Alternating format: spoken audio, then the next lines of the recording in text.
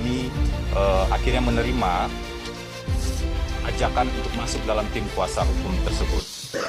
Oke guys, jadi saya ingin berkomentar mengenai video ini ya. Video ini viral di media sosial, banyak juga yang komen. Sepertinya netizen banyak yang kecewa kepada Mas Febri Diansah, mantan jubirnya KPK. Oke, poin yang pertama yang ingin saya sampaikan, bahwa setiap advokat ataupun pengacara itu berhak menolak perkara yang diajukan kepadanya kalau dia menilai, menganggap perkara itu bertentangan dengan hati nuraninya. Itu kode etik advokat. Mungkin ya dalam hal ini Mas Febri Diansah menilai perkara yang diajukan ini kepadanya tidak bertentangan dengan hati nuraninya, sehingga dia menerima tawaran itu, sehingga dia berdasarkan undang-undang advokat ya menjalankan kewajibannya sebagai advokat untuk memberikan jasa hukum kepada orang yang meminta jasa hukum itu. Nah kemudian ya, pengacara ini tidak dapat diidentikan dengan kliennya, artinya nggak boleh disamakan antara klien dan pengacara. Kalau kliennya salah, jangan juga disalahkan pengacaranya, kan gitu kan? Pasal 18 ayat 2 Undang-Undang Advokat. Pengacara atau advokat tidak dapat diidentikan dengan kliennya. Itu yang pertama. Poin yang kedua ya, menurut saya ini meringankan bagi polisi, jaksa, dan hakim. Kenapa? Karena kalau misalnya ya Pak Ferdy Sambo dan Bu Putri tidak memiliki pengacara pribadi, maka polisi, jaksa maupun hakim wajib menyediakan pengacara untuk mereka. Karena ancaman hukumannya itu 15 tahun ke atas. Ya kan? 340 kan hukuman mati, atau subsidiar 338 ancaman 15 tahun. Sehingga kalau tidak ada pengacara pribadi, polisi ataupun hakim dalam pemeriksaan persidangan nanti wajib menyediakan pengacara untuk mereka. Jadi menurut saya dengan adanya pengacara pribadi ini, itu meringankan tugas-tugas daripada hakim maupun polisi dan jaksa. Jadi mari sama-sama kita kawal kasus ini sampai selesai. Mudah-mudahan keadilan bisa ditegakkan dengan seadil-adilnya. Keadilan bagi korban, keadilan bagi pelaku, dan keadilan bagi kita semua sebagai masyarakat Indonesia yang menonton, yang memperhatikan kasus ini. Karena memang ini situasi yang tidak mudah ya bagi baik anak yang masih kecil ataupun anak-anak yang masih sekolah saat ini. Makanya tadi yang diingat Ibu, yang jadi pesan tadi itu fokus ke anak-anak.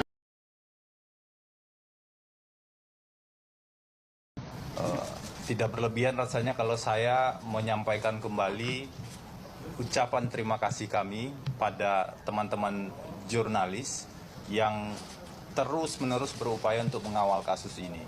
Kenapa ini penting? Karena kasus ini melibatkan perhatian publik yang sangat luas, sehingga penyampaian informasi yang kontinu dan benar itu menjadi salah satu bentuk keberhasilan dalam menjaga sebuah proses hukum agar bisa objektif dan adil. Dan dalam konteks itulah saya dan Rasa Mala Aritonang nanti mungkin akan menjelaskan juga, dalam konteks aspek objektif itulah kami akhirnya menerima ajakan untuk masuk dalam tim kuasa hukum tersebut. Saya sampaikan beberapa hal, karena konferensi pers ini adalah pembuka bagi saya, artinya kita akan banyak interaksi nantinya untuk menyampaikan perkembangan lebih lanjut pendampingan hukum dalam perkara ini. Maka mohon berkenan saya akan menyampaikan beberapa hal-hal pokok terlebih dahulu. Kalaupun ada substansi perkara yang disampaikan, dari awal ingin saya sampaikan bahwa hal tersebut lebih pada sebagai bentuk penjelasan dan akuntabilitas pada publik, bukan dalam konteks mendahului proses persidangan. Karena tadi juga sudah disampaikan, proses persidangan akan berjalan dalam waktu tidak terlalu lama lagi. Jaksa tadi dari Kejaksaan Agung juga sudah menyampaikan sudah ada berkas, sudah lengkap, dan tentu segera akan ada pelimpahan. Maka kita jaga proses persidangan itu secara objektif, dan tentu saja akan lebih bijak kalau kita tidak membuat persidangan di luar persidangan seperti itu. Perlu saya sampaikan bahwa sebagai advokat, saya menerima permintaan menjadi kuasa hukum dan mendampingi hak tersangka dalam perkara ini secara objektif.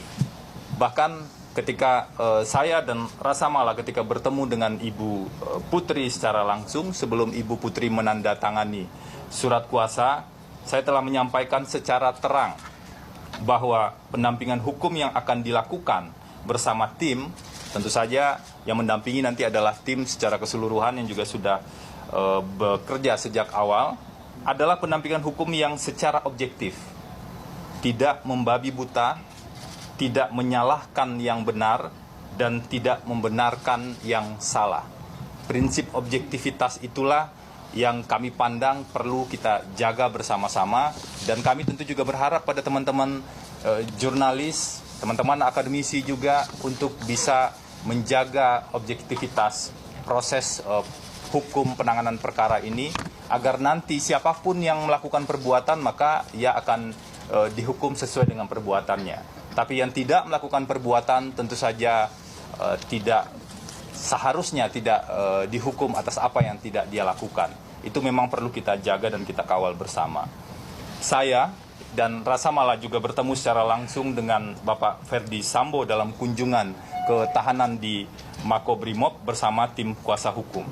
Pada saat pertemuan tersebut juga disampaikan bahwa kami bersedia memberikan pendampingan hukum secara objektif.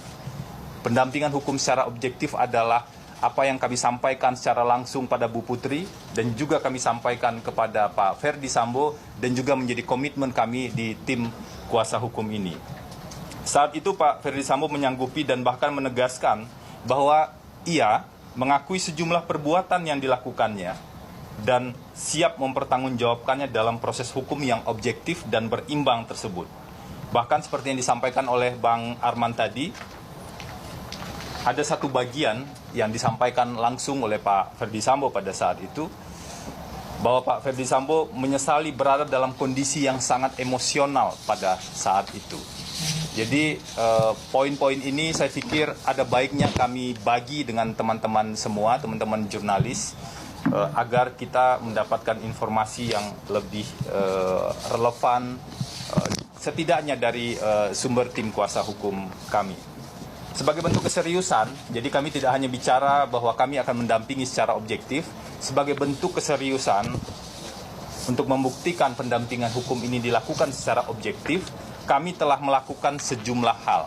Jadi bukan hanya menyampaikan pendampingan hukum ini dilakukan secara objektif, tapi kami lakukan beberapa hal. Pertama, kami mendatangi dan melakukan rekonstruksi di rumah Magelang.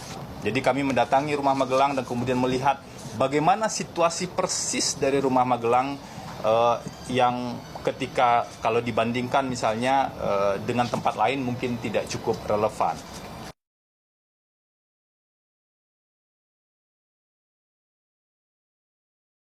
Dia kata-katanya bisa dipegang. Biasanya orang-orang kaliber begitu kata-kata bisa dipegang. Gitu.